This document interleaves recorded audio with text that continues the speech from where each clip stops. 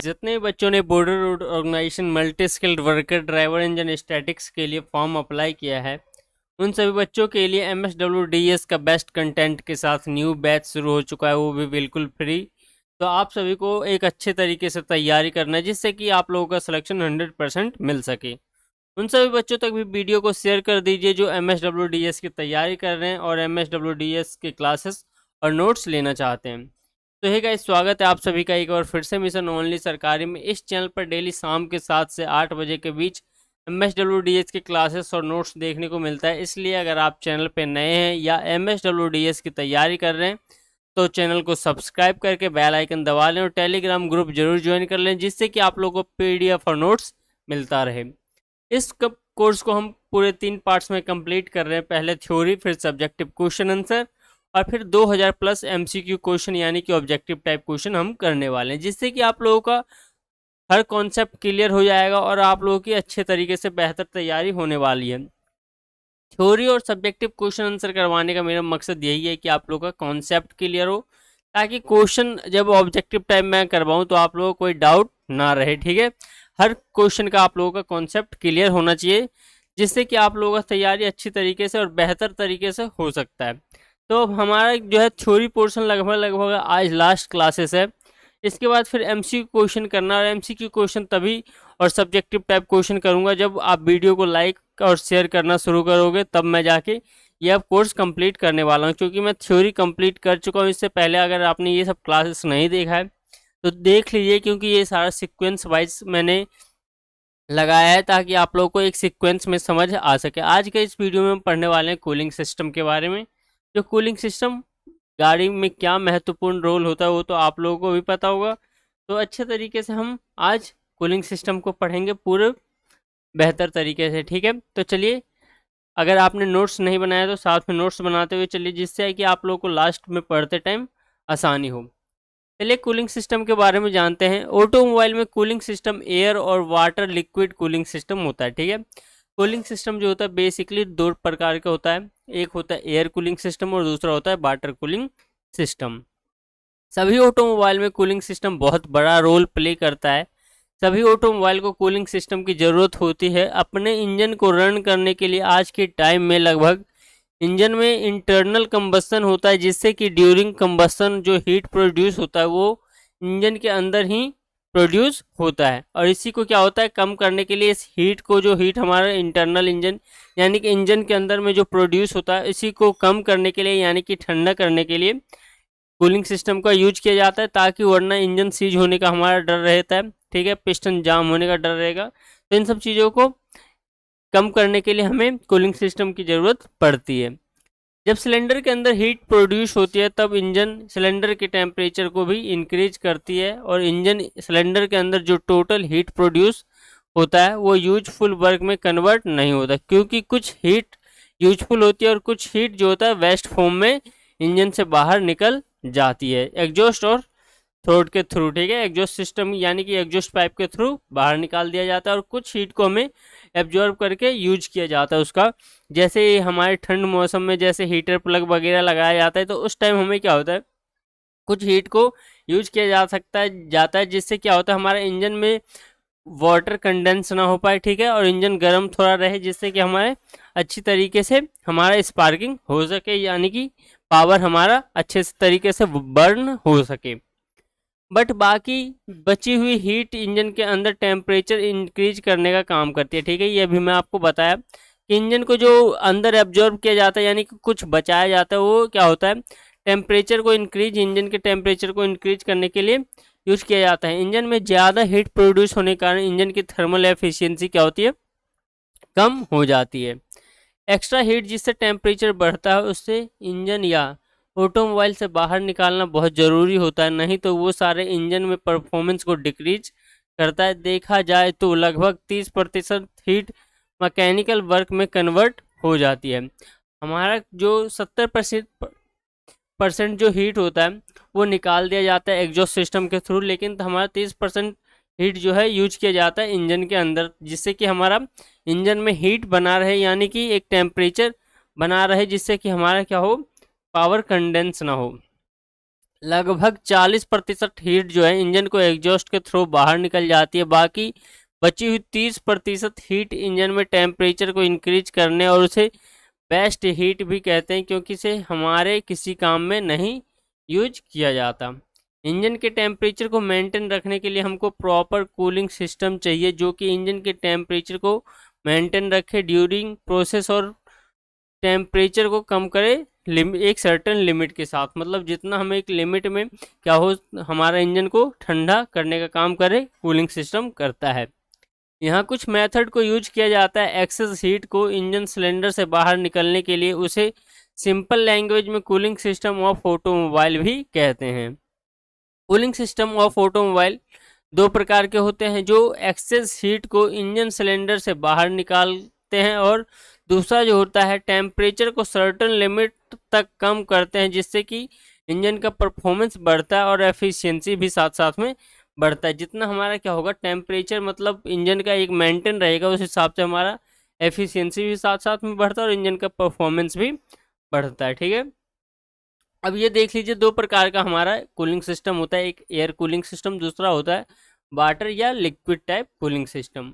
पहले हम air cooling system के बारे में पढ़ेंगे। एयर कूलिंग सिस्टम ज़्यादा स्मॉल इंजन में यूज किया जाता है, इसे हीट डिस्पैच करने के लिए यूज किया जाता है। एयर कूलिंग सिस्टम छोटे गाड़ियों में लगभग यूज किया जाता है।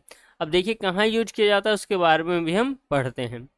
एयर कूलिंग सिस्टम को motorcycle, scooter and aeroplane etc में यूज किया जाता है। इस सिस्टम में हीट डायरेक्टली डिस्पैच हो जाती है एटमॉस्फेयर में। इस सिस्टम में फिन्स का यूज किया जाता है। सिलेंडर बॉल्स और सिलेंडर हेड पर फिन्स का यूज करने से सरफेस एरिया भी बढ़ता है, जिससे ज़्यादा हीट बाहर निकल जाता है। फिन्स हमारा जो होता है इंजन सिलेंडर के हीट को बाहर निकालने का काम करता है। ठीक है, ये क्वेश्चन एग्जाम में भी देखने को मिलता है कि फिन्स का वर्क क्या होता है। जो हमारे एयर कूलिंग सिस्टम में फिन्स का क्या वर्क होता है दोस्तों, ठंडा करने का काम करता है और ज़्यादा से ज़्यादा क्षेत्रफल बढ़ा के इंजन को ठंडा किया जा सके। ठीक है, इसलिए फिन्स बनाया जाता है। इंजन सिलेंडर के अंदर जनरेटेड हीट कंडक्ट होती है, जिससे फिन्स से और फिर जैसे एयर फ्लो होता है फिन्स के ऊपर से हीट डिस्पैच हो जाती है एटमॉस्फेयर में। फिन्स जो होता बना हुआ होता है, आपने मोटरसाइकिलों में देखा होगा, खांचे खांचे टाइप का बना रहता है इंजन के ऊपर। वो फिन्स इसलिए लगाया जाता है कि जितना भी हवा उससे टकराएगा उससे फिर क्या होगा कि हमारा जो हीट रहता है वो एटमॉस्फेयर में साथ साथ चला जाता है, उसका फिन्स ठंडा होने की वजह से मतलब हीट ट्रांसफ़र होता रहता है। कूलिंग सिस्टम में फिन्स को मटेरियल थर्मल कंडक्टिंग जिससे अच्छी हो और हीट डिस्पैच ज़्यादा हो सके। ठीक है, अच्छे मटेरियल का हमें फिन्स बनाना चाहिए। एयर कूलिंग सिस्टम में लीकेज नहीं होता। इस सिस्टम को कोल्ड क्लाइमेट में भी यूज किया जाता है। इस कूलिंग सिस्टम में सिर्फ उसी इंजन में यूज किया जाता है जो डायरेक्टली एक्सपोज टू एयर होता है। यह cooling system comparatively less efficiency होता है। ठीक है, ये इसका कुछ इसके लाभदायक यूज के फुल के बारे में बताया जा रहा है, मतलब क्या क्या इसका प्रॉफिट है इसके बारे में बताया गया कि ये लीकेज इसका होने का कोई चांस नहीं रहता। ठीक है, इसे ठंडे एरिया में भी आसानी से यूज किया जा सकता है। अब हमारा नेक्स्ट जो है वाटर कूलिंग है। इसको वाटर कूलिंग के बारे में अब हम थोड़ा देख लेते हैं। ठीक है, वाटर कूलिंग सिस्टम में वाटर हमारा मीडियम होता है और हीट डिस्पैच करने के लिए सिलेंडर इंजन से एटमॉस्फेयर में water cooling system car, buses, truck etc engine में यूज किया जाता है। ये क्या होता है, अधिकतर बड़े इंजनों में वाटर कूलिंग सिस्टम में ही यूज किया जाता है ताकि हीट को आसानी से ट्रांसफ़र किया जा सके। तो ये देखिए वाटर कूलिंग सिस्टम किस प्रकार यूज हो रहा है। यहाँ पे एक इमेज है, इसके जरिए कुछ समझाने की कोशिश किया गया। देखिए ये हमारा क्या है, ये हमारा रेडिएटर है। ठीक है, ये इसका अपर टैंक, ये इसका लोअर टैंक। ठीक है, मेरा पेंसिल के इस कर्सर को देखिए, आप लोग को सब समझ में आएगा। ये रेडिएटर बीच में है। ठीक है, यहाँ से लेके यहाँ तक ये क्या है, रेडिएटर, ये लोअर टैंक और ये अपर टैंक। हमारा पानी जो रहता है, ठीक है, ये हमारा लोअर टैंक में रहता है और जब हम कभी रेडिएटर से पानी निकालना हो तो ये ड्रेन टैप के थ्रू यहाँ पे एक बोल्ट टाइप का लगा रहता है, यहाँ से हम निकाल देते हैं। ठीक है, यहाँ पे देखिए वाटर पंप लगा है जो इंजन में क्या होता है वाटर पंप करने का काम करता है। ये फैन लगा हुआ है। ठीक है, ये फैन है जो क्या होता है रेडिएटर में जो वाटर आता है उसको क्या होता है ठंडा करने का काम करता है। ये फैन का हवा कैसे खींचता है दोस्तों, आगे से ये देखिए पीछे की ओर हवा खींचता है। ठीक है, जिससे कि होता है एयर जो आता है, तो एयर पहले रेडिएटर से टकराता है, जो इसमें आया वो हवा होता है, वो इससे क्या होता है हमारा वाटर ठंडा होता है, और जो कुछ एयर को यहाँ पीछे भेजता है। फैन भी कुछ कुछ ठंडा करने का वर्क यहाँ पे करता है, और बाकी हमारा वाटर के सप्लाई से इंजन में ठंडा किया जाता है। ये देखिए होज पाइप, यहाँ पे हमारा थर्मोस्टेट लगा रहता है। आपसे ये भी क्वेश्चन अधिकतर पूछा जाता है कि हमारा थर्मोस्टेट कहाँ लगा रहता है, तो ये देख लीजिए यहाँ पे हमारा क्या अपर टैंक और यहाँ पे सिलेंडर हेड के बीच में क्या होता है, ये हमारा लगा रहता है थर्मोस्टेट बॉल्व। ठीक है, ये हमारा वाटर जैकेट है सिलेंडर के साइड साइड। ठीक है, ये इंजन है हमारा, इंजन के साइड साइड हमारा वाटर टैंक लगा हुआ है। चलिए अब इसके कुछ मेन मेन पार्ट्स होते हैं, radiator, water pump, thermal valve और फिर वाटर जैकेट, इसका मेन मेन पार्ट्स हैं, तो इसके बारे में थोड़ा थोड़ा समझ लेते हैं। तो हमारा रेडिएटर क्या होता है, रेडिएटर को आसानी से समझाता हूँ मैं आप लोगों को। दो टैंक के बीच में लगा होता है अपर टैंक और लोअर टैंक। रेडिएटर के तरफ वाटर अपर टैंक और लोअर टैंक में होता है। जो हमारा वाटर होता है अपर टैंक से क्या होता है लोअर टैंक से में होता है। इसमें पूछते हैं कि पानी का सर्कुलेशन किस तरह होता है रेडिएटर में, तो ऊपर से नीचे की तरह होता है। ठीक है, ये क्वेश्चन पूछा जाता है, साथ में नोट्स करते हुए चलिए, जो मैं बता रहा हूँ नोट कर लो, और जब मैं क्वेश्चन आप लोगों को करवाऊंगा तो देखना 100% ये सारे क्वेश्चन बहुत बार रिपीट होकर देखने को मिलेगा। ठीक है, लगभग लगभग जगह ये पिछले साल भी लगभग ये सब क्वेश्चन पूछा गया, तभी मैं आप लोगों को हाईलाइट करके बता रहा हूँ,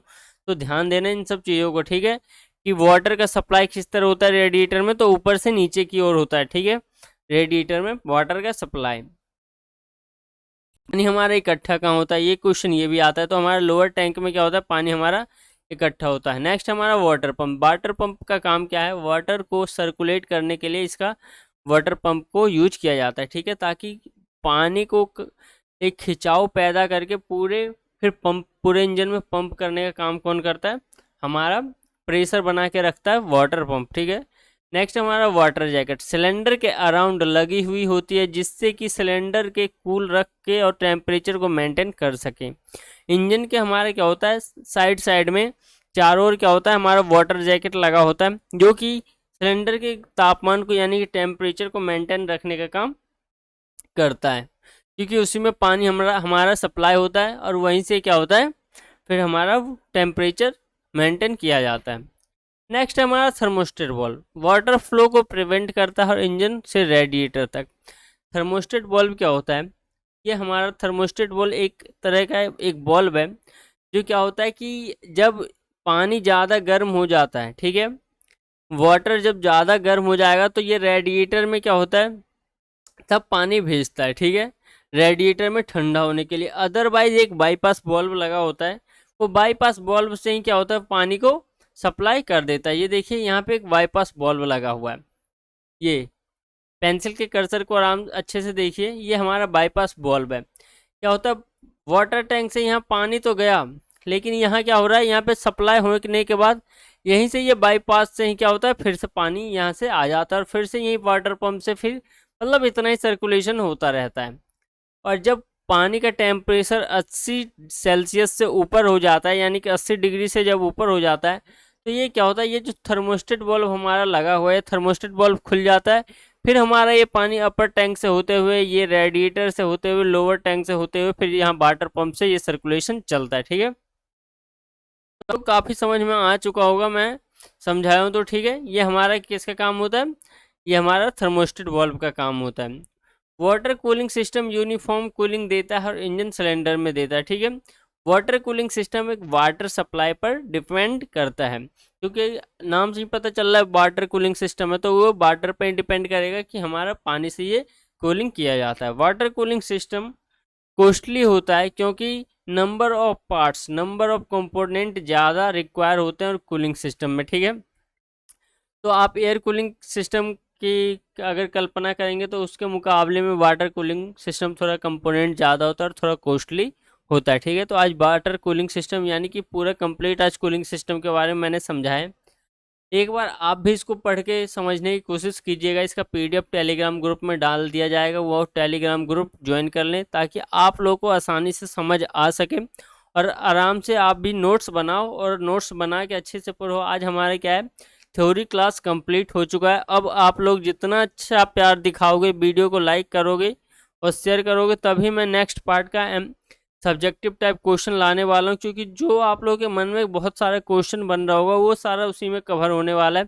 ठीक है, तो अभी मेरा वीडियो तभी बनाऊंगा जब हर वीडियो में लाइक मिलेगा मेरे को और आप लोगों का रिस्पॉन्स मिलेगा, तभी मैं वीडियो बनाने वाला हूँ। धन्यवाद। मिलेंगे फिर अब नेक्स्ट क्लास में एमसीक्यू क्वेश्चन, यानी कि 2000 प्लस एमसीक्यू क्वेश्चन के साथ, और प्लस में जब हमारा सब्जेक्टिव क्वेश्चन आंसर चलेगा। ठीक है, तो आप लोगों का अब सपोर्ट की ज़रूरत है और आप लोग कितना प्यार देते हैं अब उसी पर डिपेंड करता है। धन्यवाद।